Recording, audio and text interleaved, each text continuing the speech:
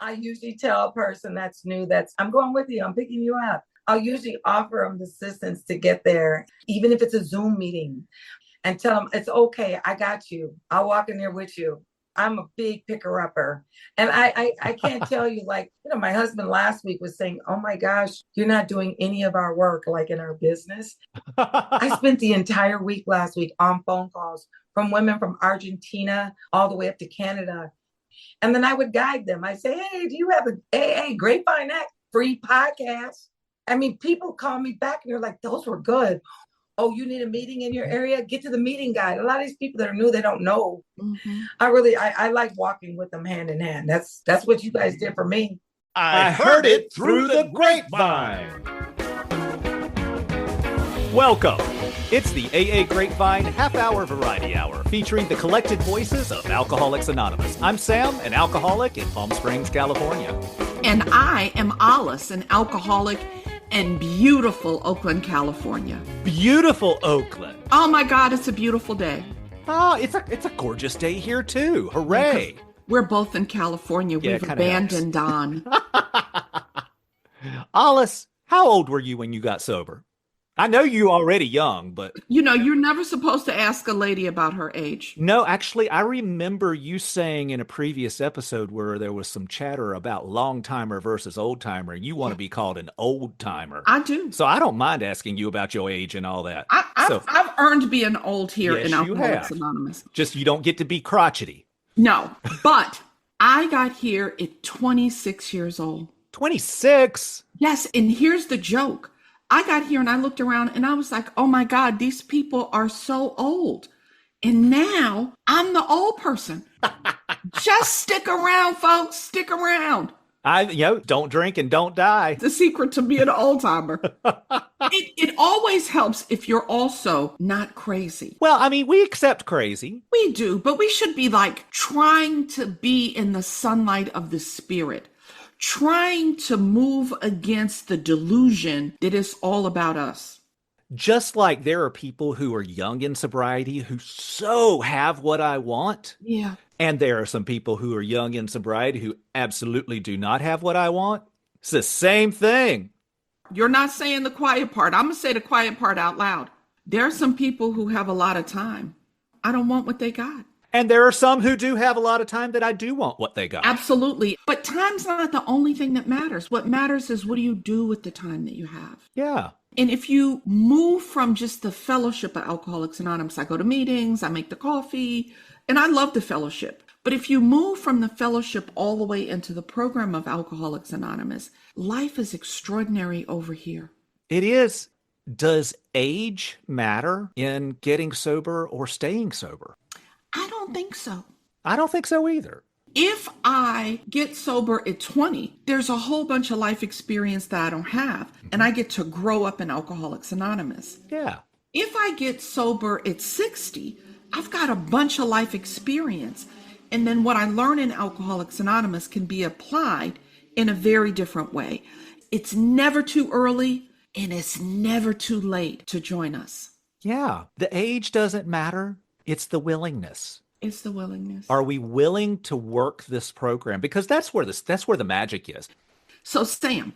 Yes, ma'am. It's a new month. Do you know what that means? I got to pay some bills. That too, but it means the new grapevine is here. The May issue's here. That's it. It's a beautiful thing when alcoholics find AA early. They avoid years of heavy drinking, and as our co-founder Bill W. wrote, are spared that last 10 or 15 years of literal hell the rest of us had gone through. Yet it can be challenging to get sober when we're young. This month we feature powerful stories by members who got sober in their teens, 20s, and 30s. In the story, 20 and Free, a member is looking forward to the legal age 21 shots that she'll be able to have on her next birthday. But she never makes it. Instead, she finds AA and changes her life. Learning to date without a drink? Please. See how one young member managed the anxiety of sober dating in comfort zone. In whole bunches of love, a newcomer dives into young people in AA events, which we lovingly call YPA, and has the time of his life. I love the whole bunches of love thing too. YPA is off the chain. YPA's fun. And a 19-year-old tells us how she got sober in one of the world's biggest drinking towns in The Big Easy Does It. And we have to do a wits end joke from this issue. I just renewed my prescription to the Grapevine app. Don't you mean subscription? No. That's from JD in Big Lakes, Minnesota. Thanks, JD. It's really not that funny. Okay, I have a serious question for you. Tell me, who's our guest today? Today's guest is the author of Nursery Rhymes. We welcome Diet L. from Minneapolis, Minnesota. Her story is on page 60 of the May 2025 issue. But first, the news. The Grapevine is looking for stories for day counters. What are things that helped you most when you were very new to AA? How did you find a sponsor? How did they help you? What parts in the literature helped you most? Which suggestions or slogans or service positions helped you? Share your newcomer stories. It might help others. Actually, it most definitely will. Visit aagrapevine.org/share to send us your story. Stories are due by June 15, 2025.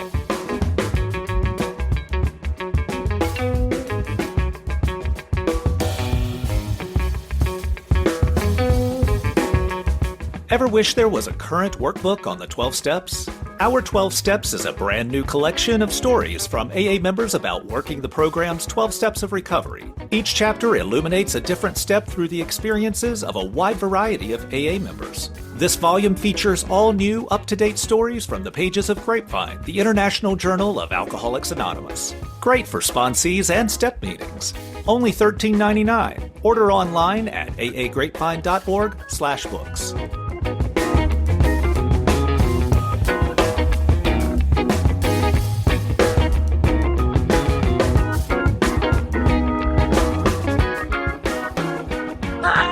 Diet L, and I am an alcoholic. My sobriety date is October 24th, 2006. I have a home group. It's Central Pacific. It's Thursday nights at 7:30, a nice speaker meeting, and it's hybrid. I also have a sponsor, and I'm from Minneapolis, Minnesota. Diet, I got a question that I got to throw out there right away. How did you come to write a story for the Grapevine? Thank God for sponsors. It was probably about my 5th year in recovery. My sponsor was like, have you written a story? And it was suggested. And then I had heard it in a meeting. But here's the big one. I subscribed for Grapevine in my early years. So I kept reading it over and over. How many times have you written into the Grapevine? This is my 2nd time. There was a suggestion last year to write for a particular article. Was writing the first article for the Grapevine harder than doing your first 4th step? Which one was the hard one? My first 4th step was harder. What was going on in your mind when you came to AA? What was happening? Oh, it was, I had a 5-day binger. And what had happened before that is I had 3.5 months where I hadn't drank. The desire was lifted. It was a spiritual experience. And on October 24th, when I woke up at 4 p.m., because that's what happens when I have 5-day bingers. I wake up at 4 p.m. And I woke up that day and I, honest to goodness, had prayed because I had already known that's, Hail Marys, they work actually. And I literally heard, go to AA. I actually literally heard it. I can't tell you. It was just that spiritual. And because I've been introduced to you guys. And I mean, you guys were like frauds to me. They're frauds, they're cult. And if I'm keeping it 100% and frank, here in Minneapolis, Minnesota, a lot of meetings were white. And I was like, this is a little too white for me. Can't do it. Not doing it. Nah. I'm from the hood. They don't know nothing about this girl who's wearing, FUBU. So it's like a lot of prejudice in my own head about what was going on. But October 24th, I heard that. I called my first sober person, which was my ex-husband. He admittedly will say that he was a dry drunk for 17 years when we were together. So it was kind of cool that I could call him. By the way, he Huh. started doing meetings after he took me to a meeting. Wow. Mhm. You know, Deanne, I want to point something out that you said, and I think this is true for any kind of difference, right? If I'm a woman and all the meetings are men, or if I'm young and all the people are old, or if Right. I'm black and all the people are white, or Yeah. if you know what I mean, I don't speak the language, or everybody's professional, I feel working class, like Mhm. whatever it is Mhm. that's different. The beauty of Alcoholics Anonymous is that once you really come all the way into the program, those differences fall away. They're non-factors. They're non-factor. But the other thing that's true is that the members that are here do have a series of tools, and maybe I'd argue even a responsibility to figure out how to help people who come in that are different. And our literature helps us, right? There's Black in AA. There really is for people who live in an area maybe where there are a lot of Black people, but not in their meeting. And that's a pamphlet that's available on AA.org. You just hit the search icon and type in the word black and it shows up. Yeah. Young in AA, gay, lesbian, trans in AA. They're all of these pamphlets Yeah. for the membership so that we know how to make sure those people feel welcome. Exactly. And you know, I don't think the pamphlets get read a lot. No, they don't. I know I've been a literature rep as well, but when Yeah. I found out it wasn't a non-factor is when someone said to me, I was describing what kind of sponsor that I possibly could have. And the sponsor I have today, I've had for 18 years. And she's a blonde, blue-eyed woman from the southwestern area of Minnesota, little small town, but I'm going to tell you, she's a gangster. And she wears her pearls and her beautiful dresses every time you see her in her lipstick. But let her tell her story. That's right. That was the key point for me, because then me being really the only brown woman in a meeting of about 150 people as a home group for years, these women raised me. My vanilla sisters raised me. They truly Yes. did. And I mean, we're just like family now. So Your idea of what fear is changes when you get here. Because when you get here, if you come from where I come from, you think you're not afraid of anything. absolutely. Here's what else changes. Your idea what a gangster is. Because there's some spiritual gangsters in Alcoholics Anonymous. Sometimes they little old ladies, spiritual gangsters. Yes, I've met many on my path. I've met men, women. I've met people from all over. I've met them when I've been on the road and traveled. Because of course I plan my little AA meetings Friday town. And so now that I understand the spiritual aspect of the program, it's been mind blowing. So I'm the gal that they call and they go, hey, listen, I got another, brown woman, brown sister. And she's like, she wants to leave. I just talked to one on the phone the other day. I said, I said, stick around, just listen to the words, close your eyes, just be blind for a minute. The body is just a shell. Yeah, I said, please stick around because you'll end up back out there for 20 years like I was. I got to do a little callback real quick. There's a line in your article talking about your sponsor where you say she's a suburban blonde who looks as square as can be, but is gangster at heart, meaning she has depth and weight to her story. Absolutely. That's your description of gangster in this context. And I absolutely love that. Absolutely. This woman eats, breathes, and walks recovery. Still today, she just celebrated 30 years. In the beginning, of course, we do those calls, right? Every day, check in, do the head check. And she would say, because I'm irritable, restless, and discontent, but I am desperate. I did get the gift of desperation immediately. And she would say, where's God in that? She just run it off. We'll go to page here. You know what? You need to study step 10. Sounds like you got some emotional recovery to do. She just kept me in the book. She just kept me in the book, and she kept the principles alive. Are you on step 1, step 2? Oh, we're doing a mini 4th step. I'm like, there's many 4 steps? I don't want to do a That's twofold. There are MANY 4th steps and MINI 4th steps. Many and many. Yes, many. Yes. Very well. And I've done many 4 steps. Yes. I mean, we beg of you to be fearless and thorough from the very start. Why fearless? Because this takes a lot of courage.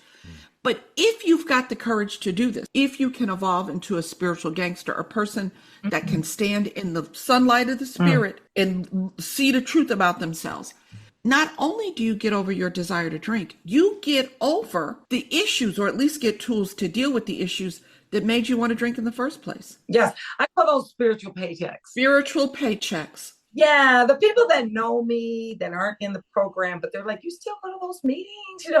And I'm not like, yeah. And they're like, well, we can tell. My family knew they could tell the difference. My response has been different.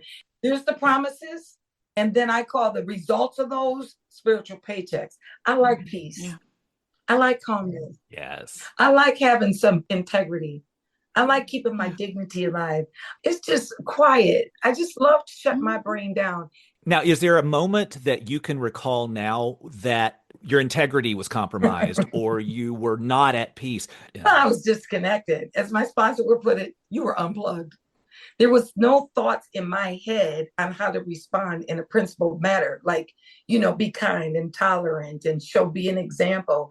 I'm a pop-off artist that's what my disease is. Pop-off artist, that's right. Listen, I named my disease Shaniqua, okay? She rolls with bone creature and concretia, okay? These heifers, they're my committee, right? And they pop off. One's like the yes girl, Bone Creature be able to like, yeah, do it, girl, do it. And the other one, Concretia, she's the girl that's my justifier, my rationalizer. She's the one. Don't they know who you are? Don't they know where you came from? If you let them get away with it this time, it's gonna be worse next time. Yeah, get them. That's why sometimes I say I was addicted to drama. And that was my drama committee. So that's where my head was. I didn't know the tools. So it took practice. I remember my first argument in recovery was I learned how to do this. I timed out like 5 minutes into yelling. Something they call your sponsor. And I was like, oh my God, these. And she said, Diet, let it go. Do nothing. And I was like, nothing? Like nothing? That's not where I come from. She said, just let it go. Do nothing. And now go in there and make an amends. I wasn't in the wrong, I felt, but I did. I went in there and I apologized for my behavior. And I said I needed a timeout and I need to learn how to handle this. Can you give me a minute? And the thing that I love there is, you said that you were like 5 minutes into it, and then you realize, oh, I need to do something about. But here's the thing. Even that was new thinking. I mean, like you did, I was like a crash out artist. Oh, I'm a crash out. And then you'll think twice. I'm not the first kid on the playground you're going to pick on, right? And then when I have the thought to pause, when I get corrected, like you owe an amends, next time, maybe I don't want to crash out because I don't want to make an amends. There's a little paycheck. I love spiritual paycheck. There's two people that I was able to practice with in the beginning of my recovery, and that was the ex-husband and my mother. I argued with them for decades. Those are hard people to practice with. They are. And I made a commitment. I said, these are going to be my two practice that I will not ever argue with for the rest of my life. And I haven't for 18 years. And I had to learn a lot about me. Buttons. Somebody said, get rid of them. I was like, oh, you can get rid of a button? Somebody's pushing your buttons, then dismantle the button. And that was from doing the step work. It was from learning about what a resentment is. It was about learning about the sick man too, that they spiritually were sick too. And so I've learned whether in recovery or persons outside of recovery, that I boiled it down to either they're spiritually healthy or right now they're spiritually unhealthy. And that could be just for the moment. I just go, oh, time out. I don't want to do this. I tell people I don't want to fight. I don't like it. I want to fight. That's a challenge to all of the listeners. You said, I'm never going to argue with my ex-husband and my mother. That's big. That is huge. That is a big challenge. Huge. Who are you willing, listeners, to never argue with again? That's akin to this prayer that I heard about of asking God, may I be treated tomorrow the way I treat people today. I don't know if we want to throw that down as a challenge there, Alice. I mean, if the way that other people act, the things they do and things they say determine what I do, what I say, how I act, am I free? And if I want to be free, then I can't be at the whim and will of other people. And so I think it's a valid question. Who are you willing to put on the I'm never going to argue with you again list? One of my favorite statements in AA is how free do you want to be? That rings in my head when I'm in traffic, when I'm in the grocery store line 5 people deep. Early in recovery, I called my sponsor. I was like, I'm in this line and I don't wait in lines because I think I'm VIP everywhere I go.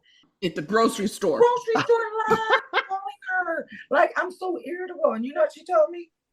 Get out the line. Something so easy. And then she forwarded to tell me, Tia, this is what I'm going to need you to do before you leave the house. You're going to need to be prepared for lines and traffic. So I need you to prepare. These things could happen. Yep. What's your approach to sponsorship? Well, I will tell you this. I just did my monthly sponsorship brunch with my sponsees. And so we do this monthly because I follow my sponsors' footsteps, which is we'll either pick whichever book. Currently, we are reading in the plain language. We picked that one up today to do the plain language. So we just started that today. But how do I sponsor? You know, it took me in the beginning to find my footing in sponsorship, like my style of sponsorship. What I do know is that I'm very serious, and I let people know I will not waste your time. Please do not waste my time. Please call me every day for 30 days. And we're going to get started reading immediately. What hour do you have this week? And I like to get them right into the book and the steps. Let's go right into the steps. Now, some people use step worksheets. I am one of those people because I learned that writing my life on paper is different than thinking about it. And many people have said, well, when you write, you know, it's a spiritual thing. And I didn't get it until I started reading my life over and over in these steps. And I was like, ooh, girl, is that who you really are?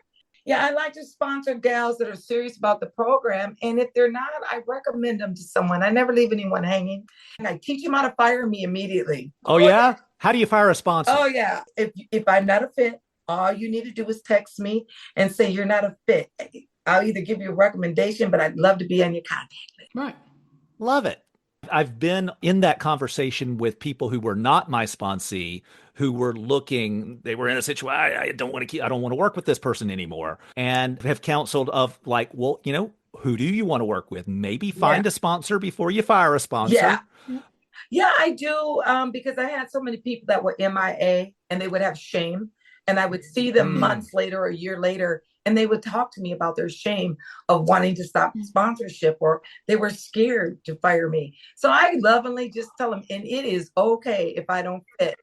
You know, it's a trial run. There was a hiccup in there. So let me be honest, because it's an honest program. I did in year 6. I told my sponsor, she wasn't just not here for me the way I want you to be here for me. So I picked one of her pigeon sisters, which, you know, pigeons are when they have the same sponsor. And about 10 months later, I missed my sponsor. And I was like, I crawled back home and I was like, can I come back? Because sometimes we learn our self-centeredness. I was in my will. My sponsor was giving me everything I needed. Often when we're in conflict with someone or we're dissatisfied, what the spiritual exercises that we learn in AA teach us is we probably have some big expectation that we're depending on people in a way that is unreasonable. And it comes up a lot when we don't get what we think we want from a sponsor. And often uncommunicated. Oh my gosh. You know what I realized later on? I didn't know what I wanted. Okay. That was year 6. Okay. Well, we're going to be a process and work for the rest of my life. Like, I just wanted attention. And she was giving it to me. She's like, well, why don't you call more often? I'm like, no, you don't pick up all my phone calls. Okay. Newsflash. Sponsorship is for fun and for free. I wasn't calling her. I'm just saying. I wasn't calling her like that. You know, I tell people delusion just doesn't go away. It does slow down. It becomes more recognizable. That's what I was. That's it. Yeah, Shaniqua and Bonkeisha and Concretia, they just stay with me for life. I just try to keep them. Oh, wait, you just added another one. Oh, so Shaniqua's the head front runner. She's the one that's going to cuss you out and talk about your mama. Well, you said Shaniqua and Monica. So Shaniqua, Bonkeisha, and Concretia. Okay. Concrete bone. Somebody else is going to show up, aren't they? Somebody. They're multiplying. Yeah. I say the voice in my head used to be driving the car. And she's not in the car anymore. She's in the trunk now. But Lord knows someday she's in the trunk banging. Let me out. Let me out. I keep them on house arrest. Rattling the cage. Rattling. Let me out. Did you hear what she just said to you? And I'm like, no, we're practicing principles right now. And they go, boo. How do you help sponsees see that the thing that they're suffering sometimes is just in their head? Well, I mean, we go right into the book and hopefully they'll do what they tell us in the preface. Do you recognize it? Do you see it? Do you think this is working for you? It's all about identification. I love how it works, because it will definitely just break down. Well, this is how it will work. But I love more about alcoholism because it talks about the delusion. Let's go into the book. Where are you at right now? Oh, let me get you over here to into action because you. I wish y'all could have seen what she just did with her hand, licking that finger and moving that page on that book. Turning that page. Let's get you to where you need to be. Mm-hmm. And that's one of the things my sponsor also did. She got me involved with service immediately. What kind of service? What did you The do? first job I had at a meeting was the butt girl. Now, mind you, back then I smoked cigarettes. The butt girl. Yes. Back in the day, you would get a service commitment that was to clean the ashtrays and pick up the cigarette butts around the meeting space. Absolutely. And what happens is you get to know more people while you're out there picking up. Yes. I went from that to the coffee girl. You get there early. Okay. I did setup after that with the chairs. You get there early. People start remembering my name. I start remembering them. Start learning about their kids. Oh, you go to school, or this is what career you're in. And so the fellowship, you guys were talking about that. The fellowship actually happens within the meeting, before the meeting, and then right after the meeting. People are like, high five. I hope your mom's doing okay. They remember. And I'm like, oh, she remembered that from earlier. And then she got me involved with district. My first job in district was Grapevine. Oh, yes. And they had no one on it. So they were like, newbie, we need help at district level and in so many areas. And they immediately like, fresh meat. Hey, do you want to do Grapevine committee? And because I learned to say yes, I was like, yes, even though I didn't know what to do. But they showed me. And that's how I fell in love with Grapevine. I was like, how come I don't get this magazine? I want it. I ordered it.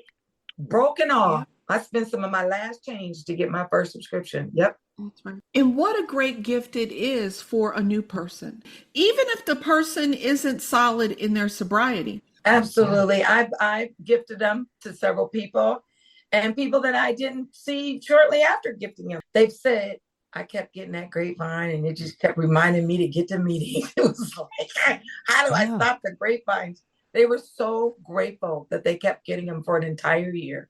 That's a service work without even having to be present.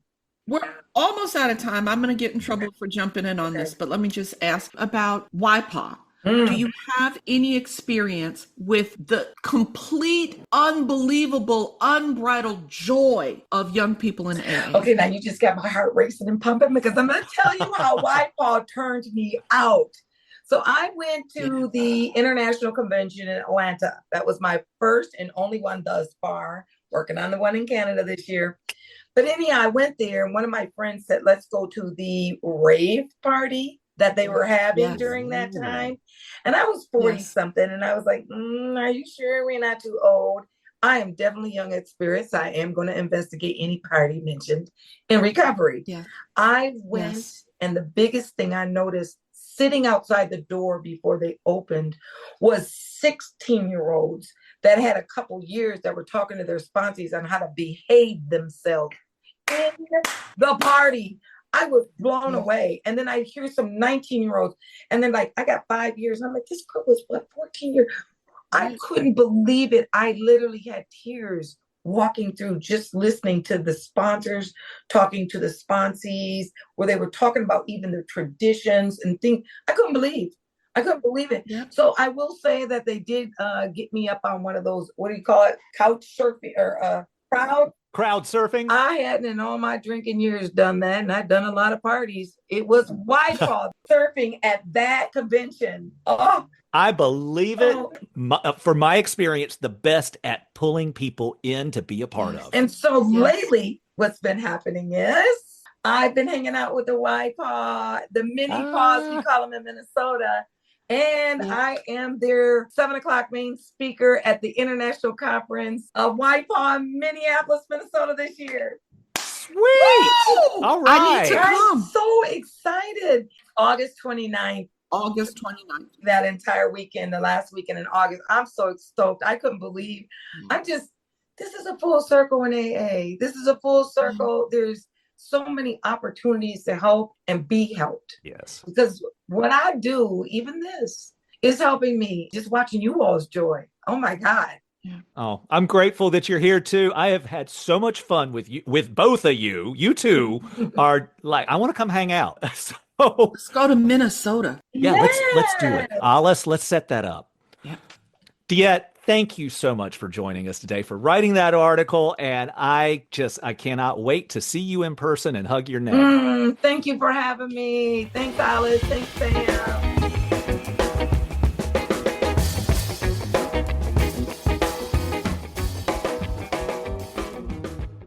Thank you to everyone who supports this podcast with a subscription to the Grapevine magazine in print or in the Grapevine app.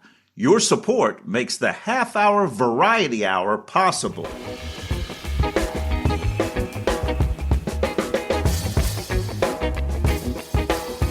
I'm at the very wit's end. Cuckoo. A little boy became pretty well versed in AA practices after his old man dried out. One night, the boy greeted his father and said, I want to show you my report card, but before I do, would you care to join me in the Serenity Prayer?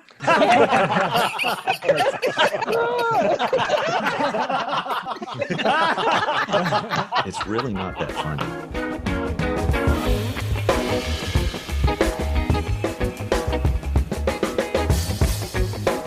Thanks for joining us. The AA Grapevine Half-Hour Variety Hour is posted every Monday and is produced by AA Grapevine, Inc. We don't speak for AA as a whole. We share the experience, strength, and hope of members to help others recover from alcoholism. All things Grapevine are available at aagrapevine.org, including our app and how to get in touch with us. Find us on Instagram and YouTube. If you want to know more about AA, visit aa.org or search online for Alcoholics Anonymous and your city.